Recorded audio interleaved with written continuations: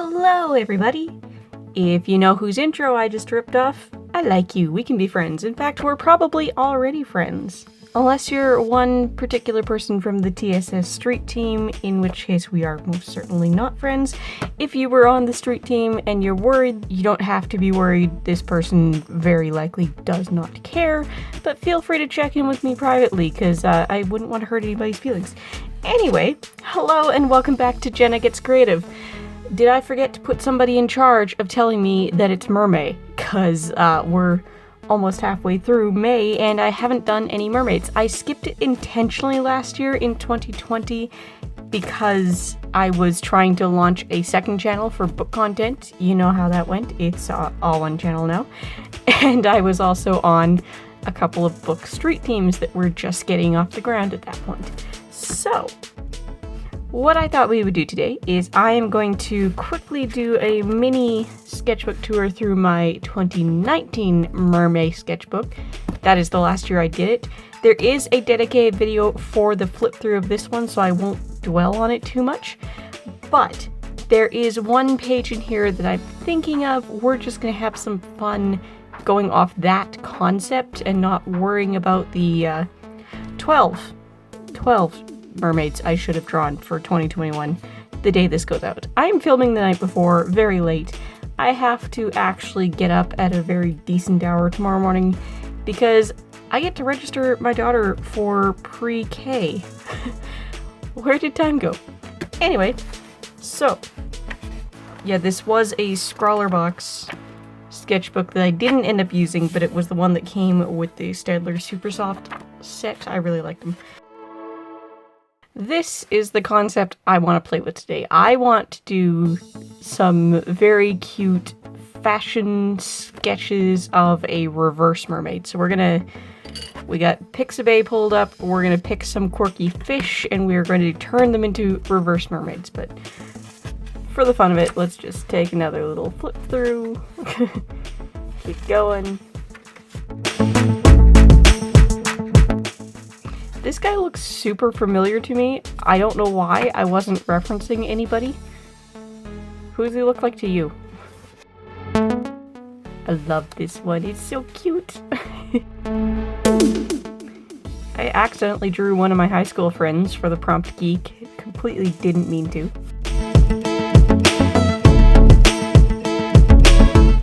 And this was the final one that year. It was from, there were a couple of different mermaid lists, so it was the random mermaid list, and the prompt was Pokemon. And I just randomly asked my husband, just give me a Pokemon to turn into a mermaid. And I did. I showed him this, and he goes, that's exactly what I was hoping for. Now do Charmeleon. And he says this one didn't work out as well. I still think it's cute. I went on to use the rest of this to just practice some flowers. Anyway, reverse mermaid. We're gonna do some interesting reverse mermaids. If you like what this turns out being, comment down below and request some other types of fish to turn into reverse mermaids. So, I really want to start with an anglerfish. So let's see, what do we get for anglerfish? We get a lot of people using an angler, not actually the fish.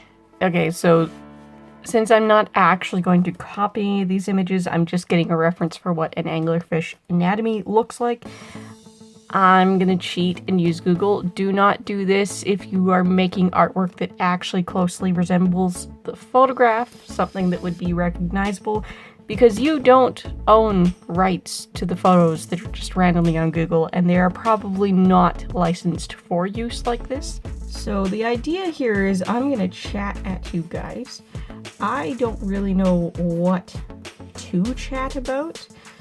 I guess it should make sense to chat about what's going on in my life, and what's going on in my life is dental work. So if you don't like that as a topic, go ahead and mute until I wave like this frantically. That means this, next time you see me doing this, that means I am changing topics and I am no longer talking about dental stories. And maybe if I catch this while I'm editing, maybe I will be nice and actually come in and put a timestamp on screen.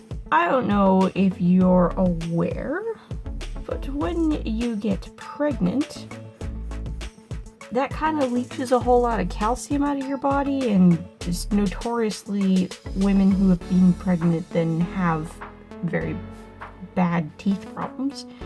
And I waited longer than I should have after having my daughter to go and see a dentist again.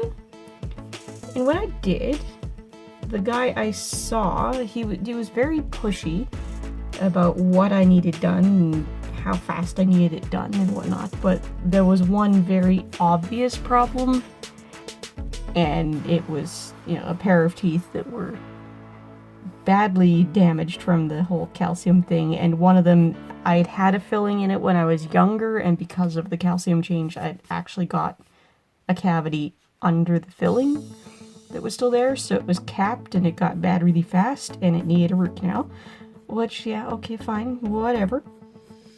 Well, while he was filing out the actual root canals, as you do in a root canal, he wanted to take an x-ray to make sure he'd got them all or something, I'm not sure, and he left all of the files in place while he went to take an x-ray. And so, like, he puts the x-ray machine thing out near my face and then, like, goes in another room like they do, runs away. And his assistant stepped in and had me bite on one of those, like, white T-shaped things, so that they only get the image of one side of the mouth and don't have, the ghosting of the other teeth in the way. And they, took the x-ray, all fine. And then the assistant comes back in and has me open wide to take that little T-piece out. And I'm frozen at that point. I'm getting a root canal done. I thought I was relaxing my mouth down to whatever position it was at before. I bit too far. I crunched these files. They're sticking up out of my tooth. She just kind of laughs and goes, "Oh yeah, you can't bite down yet. You still got stuff in your mouth." Ha ha ha. And she doesn't say anything when the dentist comes back in the room. The dentist had trouble getting that file that I crunched out of my mouth. Didn't ask, didn't say anything, didn't think that was odd. Didn't tell me if the file was broken and I've actually got a piece in my tooth somewhere. I don't know. Nobody said anything, nobody checked anything. The x-rays had already been done. Nobody knew any better. Finished the root canal, sent me home. A week later, I'm eating breakfast, having a bagel, not even toasted one, nice soft one, and one of my top molars just comes out. So, for like 2 years now, I've had no molar, the very last one on top on the left. Had no tooth there, but the root was still there because it was broken at the gum line. And I was stubbornly just hoping it would grow over and be fine. And that's not how it works, and I knew that's not how it works, but I was hoping, as I'm sure you can imagine, reasonable to hope, but and yeah. And lately, my mother has been after me, as mothers do, about should go in and, get dentist to look at stuff again. And obviously, I didn't want to go back to that dentist all that time, because he's the reason my tooth is broken. And then we were in this pandemic situation. So, it's been a while. And we were already trying to figure out how to get other insurance lined up so it wouldn't be too expensive for me to go in and start getting dental stuff dealt with. And then it's last week, coming out of the weekend, going into Monday, it became very, very obvious to me that that tooth was becoming infected. So I call the dentist. There's a dentist office at the end of my street that I've never been to before. I call them, I go, are you taking new patients? Can I come in as soon as possible? I have a tooth broken at the gum line. I'm pretty sure it's infected. It needs to be seen. And they're like, well, we can't see you until Friday. So like last Monday, first Monday of June, they can't see me until Friday. I'm like, okay, well, I am very sure that this is infected. I guess I'm calling a doctor's because, can't just leave that for a whole week. So I called my family doctor. Family doctor can't see me. Receptionist says, yeah, try again in the morning. Maybe you can be put on the list for a walk-in. Like, I'm trying the dentist that I can walk to at the end of my street because my husband has the vehicle at work during the day. So, like, not only is waiting until the next day for a walk-in not great, not gonna work out. If he's already gone to work for like 2 hours before the time that I can phone about a walk-in, then how am I getting there? So I call the provincial helpline for medical stuff and play phone tag with them all day. All day. Like, I started this process at like 9:30, 10 in the morning, and I think it was 8 o'clock at night, the nurse practitioner who could write a prescription finally called me. At that point, I already had a prescription in hand for 2 hours because I finally paid a private clinic online for an online consultation. And they're like, yeah, sounds like you got a tooth infection. I'll prescribe some antibiotics until you can see the dentist. Like, great, that's all I wanted. So I finally meet this new dentist, really nice lady dentist. I've never had a female dentist before. And it went really well, and she's gonna be my dentist now. She's gonna be my daughter's dentist now. It worked out for the best. And the roots of that tooth have been dug out now, so now I legitimately have no tooth in that spot. But, yeah, she was pretty horrified when I told her what happened, as I would expect, any self-respecting dentist to be. Suitably horrified. On top of that, husband's work is slow this week, so he's actually been home. They're waiting on another crew to do something on their job site before they can go back in. And he's been in my hair. Anyway, get other people back. You can come back. It's safe now. I'm talking about how my husband's home during the day this week, and that's unusual. I have my 3.5-year-old trained that we don't get out of bed before 8-ish in the morning. And if she is gonna get up before that in the morning, she can just play quietly by herself. She's got this nice little block set that stays in her room, and she can just keep herself occupied in there. Like, she's potty trained, she's got her potty in the room, it's all good. Daddy doesn't wait. If Daddy's already up and he hears her, she is brought out of the room. So, like, I've got potentially a whole week, depending on how long it takes this other crew to do the job they're waiting on. Potentially a whole week of him potentially giving in, getting her out of the room, like, way before I take her out of the room. And I'm hoping that next week's not that much harder because she got used to just calling out and being taken out of her bedroom before the sun. He doesn't know how to sleep in. He gets up, he hears her, he takes her out of the bed, and I'm sitting there going, you are making this so much harder on me when I don't want to be up at the crack of dawn when you go back to work. Tomorrow morning, I get to register Dorothy for Kinderstart. That's what they call pre-K out here. And we're trying to get her into the French program, the French immersion program. And it's literally first come, first serve. And so tomorrow is the first of 2 days that our region, our school district registers. And so I have set an alarm for half an hour before that registration opens, so that I can be ready and waiting at the computer and be one of the first ones to fill it out. So hopefully that guarantees her a spot in the French program.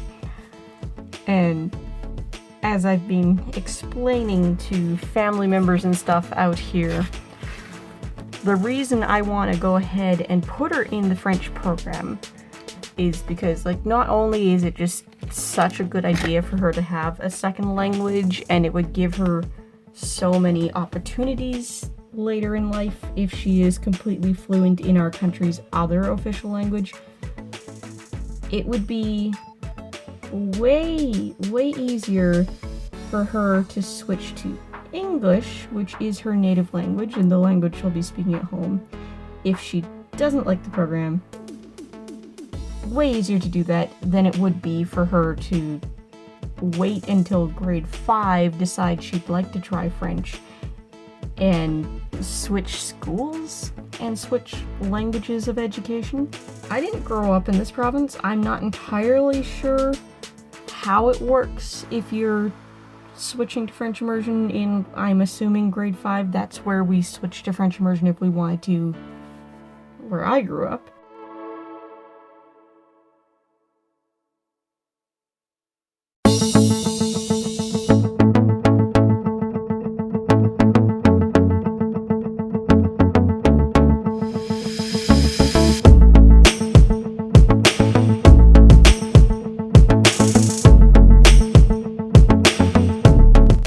Also, like, one of the few friends that we have now with a girl relatively her age. This school that has the French program is their catchment zone. They're just barely not our catchment zone. So even though they're a different grade because of when their birthdays fall, she would already know somebody going to that school, maybe end up on the same bus route, definitely have a familiar face out on the playground. So I would very much like that for her. If you did schooling in, like, another language other than what is the official language in your country, or your province or state or whatever, or a language other than what your family spoke at home, what was that like for you? Because, like I said, in the area I grew up, if you wanted to switch to French immersion later on, after kindergarten, you did it in grade 5. And my elementary school did not offer that. So I would have had to switch schools, and so because I didn't want to switch schools and try to make new friends, I didn't. Ironically, the year after that, or maybe even the same year, like, the elementary school I was in was overcrowded, and they built another school to take students from our school and from another school that was also overcrowded. So, like, I had to make a whole different friend group in grade 5 anyway, because most of my friends had been sent to this other school. And yeah, ironically, this other school that fed the new school was the school I would have gone to had I picked French immersion. And the person who ended up being my best friend in high school picked French immersion at that school. That was her catchment school to begin with. She did kindergarten to grade 4 there in English anyway. And, like, she has a francophone mother from Quebec, so she was never going to pick another program anyway. So if I had decided to go for it and try French immersion in 5th grade and move schools, a girl that I used to be friends with in my elementary school who had decided to pick French would have been there, and she ended up being really good friends with the girl who ended up being my best friend. So guaranteed, I would have known my best friend a couple of years earlier. Pretty ironic, right?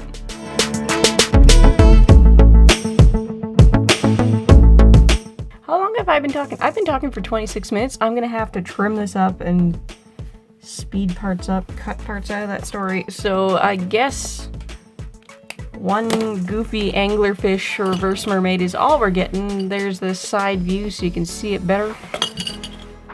I keep hitting my jar of colorful fine liners.